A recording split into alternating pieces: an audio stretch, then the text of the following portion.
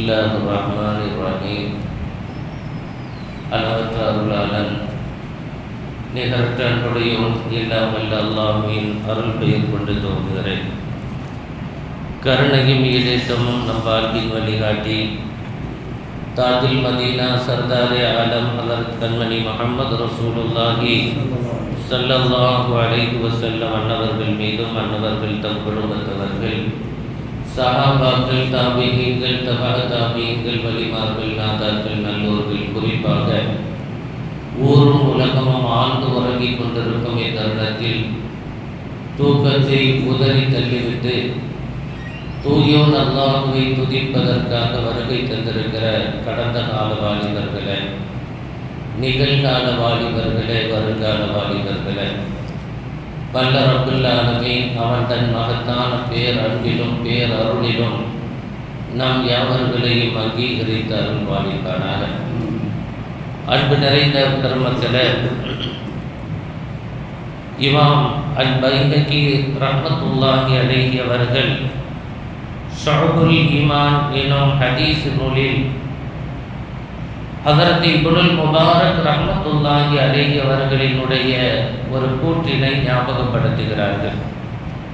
சொல்கிறார்கள், ஹதரத் அப்துல்லாஹ் இப்னுல் முபாரக் ரஹ்மத்துல்லாஹி அலைஹி அவர்கள் சொன்னார்கள், மன் தஹாவன பில் அதபி ஊகிப பிஹிர்மானி சுனன் வமன் தஹாவன பிஸ்ஸுனனி ஊகிப பிஹிர்மானில் ஃபராயித் வமன் தஹாவன பில் ஃபராயிதி ஊகிப பிஹிர்மானில் மஅரிஃபா.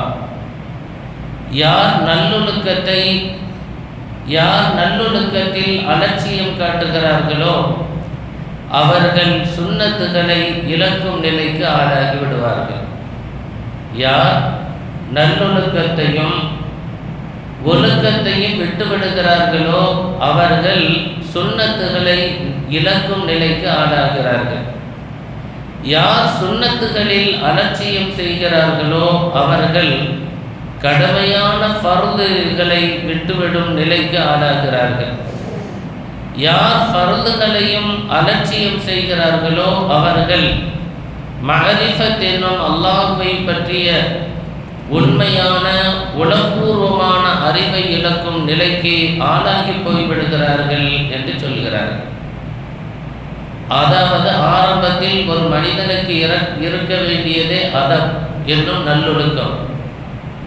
அதபு பிறகு சுன்னத், அதற்கு பிறகு ஃபர்து, அது கிடைத்திருந்தால்தான், முறையாக இந்த வழிமுறைகள் இருந்தால்தான் மஅரிஃபத்துல்லாஹ் என்ற அல்லாஹ்வினுடைய திருஷ்டாந்தமான அந்த அறிவு நமக்கு கிடைக்கும். அவனை பற்றிய உளப்பூர்வமாக விளங்கிக் கொள்கின்ற தன்மை கிடைக்கும் என்பது ஆன்மீகத்தின் ஒரு படிக்கட்டு. இப்படி ஸ்டெப்பாக தான் அல்லாஹ்வினுடைய அந்த மஅரிஃபத்தை அடைவதற்கான வழி. அன்பான பெருமக்களே, அதப் என்றால் என்ன? அதப் என்பது பெரியவர்களிடம் காட்டும் மரியாதை மாத்திரம் அல்ல, அல்லாஹ்விடம் நடந்து கொள்ள வேண்டிய அதப் இருக்கிறது. அருள் நபி ஸல்லல்லாஹு அலைஹி வஸல்லம் அன்னவர்களிடம் நடந்து கொள்ள வேண்டிய அதப் இருக்கிறது. பெற்றோர்களிடம் நடந்து கொள்ள வேண்டிய அதப் இருக்கிறது. ஆசிரியர் பெருமக்களிடம் நடந்து கொள்ள வேண்டிய அதப் இருக்கிறது. மக்களிடமே நடந்து கொள்ள வேண்டிய அவசியம் இருக்கிறது என்று அதபினுடைய பட்டியல்கள் நீண்ட தூரம் அது பயணிக்கும். அல்லாஹ் நம்மை அதப் என்னும் நல்லொழுக்கம் நிறைந்தவர்களில் அங்கீகரிப்பானாக. ஏனென்றால் மல்லா அதபலஹு ஃபலா இல்மலஹு, யாருக்கு நல்லொழுக்கம் இல்லையோ அவர்களுக்கு அறிவில்லை என்று சொல்லப்படும். அவர்களுக்கு உளப்பூர்வமான அறிவில்லை என்று சொல்லப்படும். குர்ஆன் ஷரீஃபிலே அல்லாஹ் ரப்பல் ஆலமீன் இதற்கான ஓமானங்களை நமக்கு சொல்லித் தருகிறார். அதப் என்றால் அல்லாஹ்விடம் அதப் என்றால் என்ன? அல்லாஹ்வினுடைய உத்தரவை அவன் சொன்னதற்கு கட்டுப்படுவது. وَمَن يُطِعِ اللَّهَ وَرَسُولَهُ فَقَدْ فَازَ فَوْزًا عَظِيمًا. அல்லாஹ்வினுடைய உத்தரவு, அவன் ஏவியதை எடுத்து நடப்பது, அவன் விலக்கியதை விலகி வாழ்வதற்கு பெயர் அதப். அல்லாஹ்விடத்தில் இந்த அதவு தவறி போய்விட்டால் என்ன நடக்கும்? ஷைத்தானினுடைய சூழல் தான், அவனுக்கு உண்டான கதிதான் ஏற்படும். நஹூது பில்லாஹ், அல்லாஹ் பாதுகாப்பானாக. அல்லாஹ் சொல்கிறான், வைது குல்நாலில் மலாயிக்கத்து ஸ்ஜுது லி ஆதம, ஆதமுக்கு நீங்கள் எல்லோரும் சஜ்தா செய்யுங்கள் என்று மாணவர்களிடத்திலே அல்லாஹ் உத்தரவிடுகிறான். ஃபஸஜது, அல்லாஹ்வுக்கு அதவு செய்யும் பொருட்டு எல்லாருமே சஜ்தா செய்தார்கள். இல்லா இப்லீஸ், இப்லீஸ் மாத்திரம் சஜ்தா செய்யவில்லை. அவன் சொன்னான், கால அஸ்ஜுது லிமன் ஹலக்த தீனா, அவருக்கு நான் மரியாதை கொடுக்கணுமோ? நமக்கு உலகப்பூர்வமோ உலகத்தில் இருந்த அவருக்கு என்ன மரியாதை, என்னோட சின்ன ஆள் தானே அப்படின்னு அவன் பேசுறான். யாரும் எதை பெற்றிருக்கிறார் அவர், யாரால் படைக்கப்பட்டிருக்கிறார்? அந்த ஞானம் இல்லை. அல்லாஹ்விடத்தில் செய்ய வேண்டிய கொடுக்க வேண்டிய அதவை தவறினான், அவன் லஅனத்துல்லாஹாக மாறினான். வானவர்கள் அத்துணை பேர்களும் அல்லாஹ்வுக்கு அதவு கொடுத்தார்கள், கண்ணியத்தை கொடுத்தார்கள். அவர்கள் அத்துணை பேர்களும் ரஹ்மத்துல்லாஹாக மாறி போனார்கள். அல்லாஹ் நம்மை அவனுடைய ரஹ்மத்தில் அங்கீகரித்து அருள்வாளிக்கட்டுமாக. அன்பான பெருமக்களே, அப்போ அல்லாஹ்விடத்திலே அதவ், அருள் நபி ஸல்லல்லாஹு அலைஹி வஸல்லம் அன்னவர்களிடத்திலே அதவாக நடந்து கொள்வது. அல்லாஹ் அருள்மறையிலே சொல்கிறானே, யா அய்யுஹல்லதீன ஆமனூ லா தர்ஃபஉ அஸ்வாத்தகும் ஃபௌக ஸௌத்தின் நபி.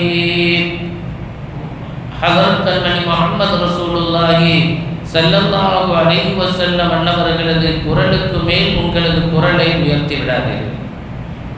நீங்கள் அவ்வாறு நடந்து கொண்டால் உங்களுடைய ஈமான் பாழ்பட்டு போய்விடும், அதவில்லாத நிலைக்கு தள்ளப்படுவீர்கள் என்று அல்லாஹ் எச்சரிக்கிறார்.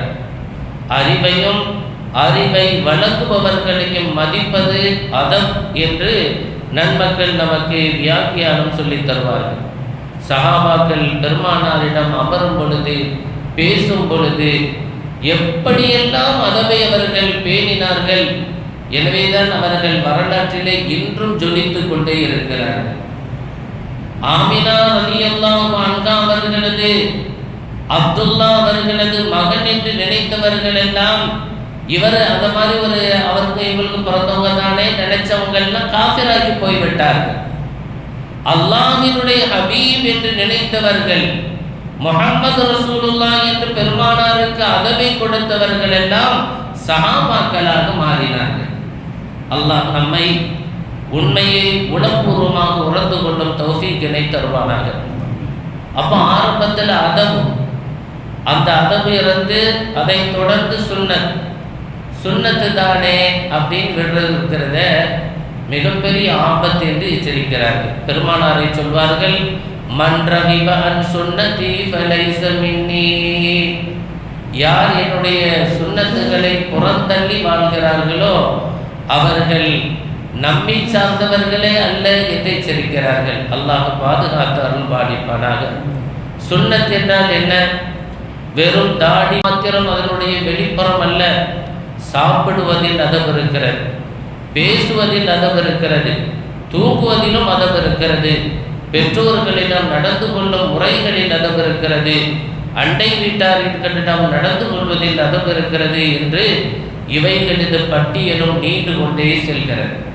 அப்போ அதவு என்றால் நம்ம உண்ணுகிற உணவில் அதவு இருக்கிறது, அருந்துகின்ற பானங்களில் அதவு இருக்கிறது, அமருகின்ற முறைகளில் அதவு இருக்கிறது, நிற்கின்ற நிலைகளில் அதவு இருக்கிறது என்று எல்லாவற்றிற்கும் நல்லொழுக்கத்தை மார்க்கம் நமக்கு சொல்லித் தருகிறது.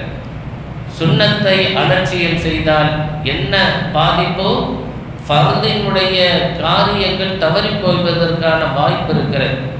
இது இப்னுல் முபாரக் ரஹ்மத்துல்லாஹி அலைஹி அவர்களது வார்த்தையினுடைய ஆழத்தை இங்கே நமக்கு எச்சரிக்கிறது. சுன்னத்தை அலட்சியம் செய்தால் ஃபர்தை இழக்கும் நிலை ஏற்படும் என்று எச்சரிக்கிறார்கள். ஒருவர் சிறிய விஷயங்களை தொடர்ந்து அலட்சியம் செய்ய ஆரம்பித்தால் என்ன நடக்கும்? அந்த அலட்சியம் கொஞ்சம் கொஞ்சமாக பெரிய விஷயங்கள் வரை வரலாம். எனவே சுன்னத்து தானே என்று நீங்கள் அதை புறந்தள்ளி விடாதீர்கள். முன் சுன்னத்து வந்து நின்று தொழுது சமகாசமாக பருது தொழுகையை தொழுகிறது இருக்கிற அது ஒரு பெரிய ராகத்து.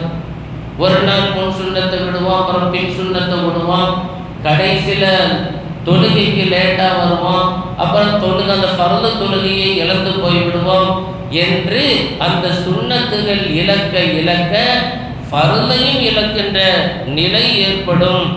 எனவே சிறந்திய அலட்சியம் இருக்கிறது, பெரிய அலட்சியத்திற்கான கதவை அது தானாக திறந்து விடுகிறது என்று எச்சரிக்கிறார்கள். ஃபர்லை நாம் அலட்சியம் செய்தால் என்ன நடக்கும்?